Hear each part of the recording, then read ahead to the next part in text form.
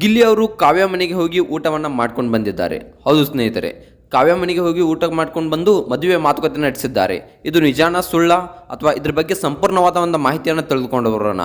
ಅಷ್ಟಕ್ಕೂ ಅವ್ರ ಮನೆಗೆ ಹೋದಾಗ ಏನಾಯಿತು, ಅಲ್ಲಿ ಊಟ ಮಾಡಿದ್ರ ಅಂತಕ್ಕಂಥ ಎಲ್ಲ ಸಂಪೂರ್ಣವಾದ ಮಾಹಿತಿಯನ್ನು ಈ ಒಂದು ವಿಡಿಯೋದಲ್ಲಿ ತಿಳಿದುಕೊಳ್ಳೋಣ. ಅದಕ್ಕೂ ಮುನ್ನ ನೀವೇನು ನಮ್ಮ ಚಾನಲ್ನ ಸಬ್ಸ್ಕ್ರೈಬ್ ಮಾಡಿಲ್ಲ ಅಂದರೆ ಈ ಕೂಡಲೇ ಸಬ್ಸ್ಕ್ರೈಬ್ ಮಾಡಿ. ಹಾಗೆ ಪಕ್ಕದಲ್ಲಿರೋ ಬೆಲ್ ಐಕನ್ನ ಪ್ರೆಸ್ ಮಾಡಿ.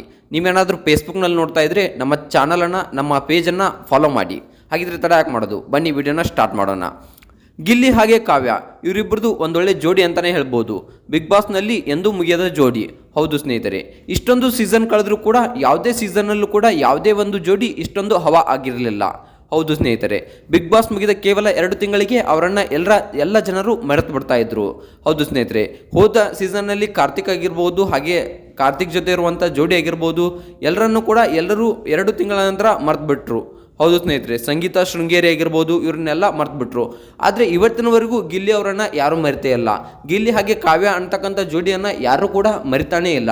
ಹೌದು ಸ್ನೇಹಿತರೆ, ಅಷ್ಟೊಂದು ಹವಾನ ಸೆಟ್ ಮಾಡಿರೋದು ಗಿಲ್ಲಿ ಹಾಗೆ ಕಾವ್ಯ ಅವರ ಜೋಡಿ ಅಂತಲೇ ಹೇಳ್ಬೋದು.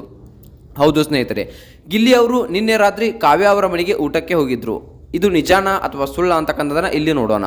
ಹೌದು ಸ್ನೇಹಿತರೆ, ಗಿಲ್ಲಿಯನ್ನು ಇನ್ವೈಟ್ ಮಾಡಿದರು. ಕಾವ್ಯ ಅವರ ಅಮ್ಮ ಆದಂತಹ ಕಾವ್ಯ ಶೇವ್ ಅವರ ಅಮ್ಮ ಅವರು ಗಿಲ್ಲಿ ಅವರನ್ನು ಮನೆಗೆ ಊಟಕ್ಕೆ ಇನ್ವೈಟ್ ಮಾಡಿದರು.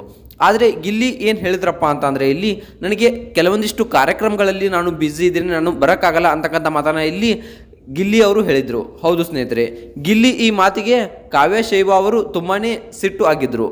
ಹೌದು ಸ್ನೇಹಿತರೆ, ನಿಮಗೆ ಕಾರ್ಯಕ್ರಮಗಳಿರುತ್ತೆ, ನಮ್ಮನ್ನ ಮರೆತು ಬಿಟ್ಟಿದ್ದೀರಾ ಬಿಡಿ ಅಂತಕ್ಕಂಥ ಮಾತನ್ನು ಇಲ್ಲಿ ಕಾವ್ಯ ಶೇವ ಅವರು ಗಿಲ್ಲಿಗೆ ಹೇಳಿದರು. ಈ ಒಂದು ಕಾರ್ಯಕ್ರಮದಲ್ಲಿ ಈ ರೀತಿಯಾಗಿ ಹೇಳಿರೋದ್ರಿಂದ ನನಗೆ ತುಂಬಾ ಕಾರ್ಯಕ್ರಮಗಳಿವೆ, ಸದ್ಯಕ್ಕೆ ನಾನು ಈಗ ಬರೋಕ್ಕಾಗಿಲ್ಲ, ಮುಂದೆ ಒಂದಿನ ಯಾವಾಗಾದರೂ ಬರ್ತೀನಿ ಅಂತಕ್ಕಂಥ ಮಾತನ್ನು ಇಲ್ಲಿ ಗಿಲ್ಲಿ ಅವರು ಹೇಳಿದರು. ಯಾಕೆ ಈ ಥರ ಹೇಳಿದ್ರು, ಏನಾದರೂ ಗಿಲ್ಲಿ ಹಾಗೆ ಕಾವ್ಯ ನಡುವೆ ಮನಸ್ತಾಪನ ಅಥವಾ ನಿಜವಾಗ್ಲೂ ಕಾರ್ಯಕ್ರಮಗಳ ಸಲುವಾಗಿಯೇ ಬಿಟ್ರ ಅಂತಕ್ಕಂಥದ್ದು ಹಲವರಲ್ಲಿ ಚರ್ಚೆ ಆಗ್ತಾ ಇದೆ. ಸ್ವಲ್ಪ ಸೇಡಿಗೂ ಆಗಿದೆ. ಹೌದು ಸ್ನೇಹಿತರೆ, ಗಿಲ್ಲಿ ಮೇಲೆ ಹಾಗೆ ಕಾವ್ಯ ಅವರ ಮೇಲೆ ಗಿಲ್ಲಿಗೆ ಸ್ವಲ್ಪ ಮನಸ್ತಾಪ ಆಗಿದೆ ಅಂತಕ್ಕಂಥ ಮಾತನ್ನು ನಾವಿಲ್ಲಿ ನೋಡ್ಬೋದು. ಕೆಲವೊಂದಿಷ್ಟು ಕಾರ್ಯಕ್ರಮಗಳಿಗೆ ಹೋದಾಗ ಗಿಲ್ಲಿ ಅವರು ಕಾವ್ಯ ಅವರಿಗೆ ಕಾಲನ್ನು ಮಾಡ್ತಾರೆ. ಕಾಲನ್ನು ಮಾಡಿದಾಗ ಗಿಲ್ಲಿ ಅವರು ಕಾವ್ಯಗೆ ಕಾಲ್ ಮಾಡಿದಾಗ ಮನೆಯಲ್ಲಿದ್ದಾಗ ಕಾವ್ಯ ಅವರು ಕಾಲನ್ನು ಪಿಕ್ ಮಾಡೋದಿಲ್ಲ. ಆದ ಕಾರಣ ಇಲ್ಲಿ ಗಿಲ್ಲಿ ಸ್ವಲ್ಪ ಸಿಟ್ಟಾಗಿದ್ದಾರೆ ಅಂತಕ್ಕಂಥ ಮಾತನ್ನು ಇಲ್ಲಿ ನಾವು ಸೋಷಿಯಲ್ ಮೀಡಿಯಾದಲ್ಲಿ ತುಂಬಾ ಚರ್ಚೆಗಳು ಆಗ್ತಾ ಇವೆ. ಅಷ್ಟಕ್ಕೂ ಮದುವೆ ಮಾತುಕತೆ ಏನಾಗಿದೆ ಅಂತಕ್ಕಂಥದ್ದನ್ನು ನೋಡೋದಾದರೆ, ಗಿಲ್ಲಿ ಹಾಗೆ ಕಾವ್ಯ ಅವರ ನಡುವಿನ ಮದುವೆ ಮಾತುಕತೆ ತುಂಬಾ ದೊಡ್ಡ ಮಟ್ಟಕ್ಕೆ ಸದ್ದನ್ನು ಮಾಡ್ತಾ ಇದೆ. ಹೌದು ಸ್ನೇಹಿತರೆ, ಎಲ್ಲ ಅಭಿಮಾನಿಗಳು ಕೂಡ ಕಾಯ್ದುಕೊಳ್ತಾ ಇದ್ದಾರೆ.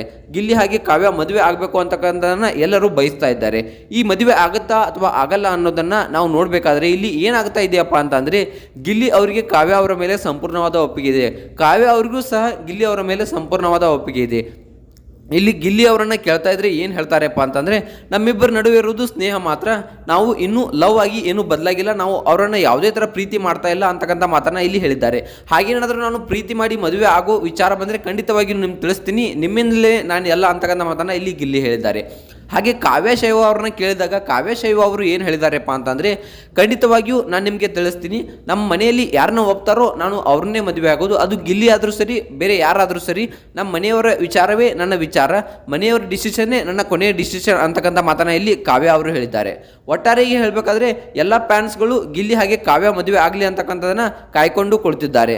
ಅಷ್ಟಕ್ಕೂ ಗಿಲ್ಲಿ ಹಾಗೆ ಕಾವ್ಯ ಮದುವೆ ಆಗಬೇಕಾ ಅಥವಾ ಆಗಬಾರ್ದಾ, ಇವರು ಮದುವೆ ಆಗಿದ್ರೆ ಚೆನ್ನಾಗಿರ್ತಾರಾ ಅಂತಕ್ಕಂಥದ್ದು ನಿಮ್ಗೆ ಏನು ಅನ್ನಿಸ್ತೆ ಅನ್ನೋದನ್ನು ವಿಡಿಯೋ ಕೆಳಗಡೆ ಕಮೆಂಟ್ ಮಾಡಿ. ವಿಡಿಯೋ ಇಷ್ಟ ಆದರೆ ಲೈಕ್ ಮಾಡಿ, ಶೇರ್ ಮಾಡಿ, ಹಾಗೆ ಸಬ್ಸ್ಕ್ರೈಬ್ ಮಾಡೋದ್ರ ಮೂಲಕ ನಮಗೆ ಸಪೋರ್ಟ್ ಮಾಡಿ. ಹಾಗೆ ಮುಂದಿನ ವಿಡಿಯೋದಲ್ಲಿ ಮತ್ತೆ ಸಿಗೋಣ. ಬಾಯ್ ಬಾಯ್.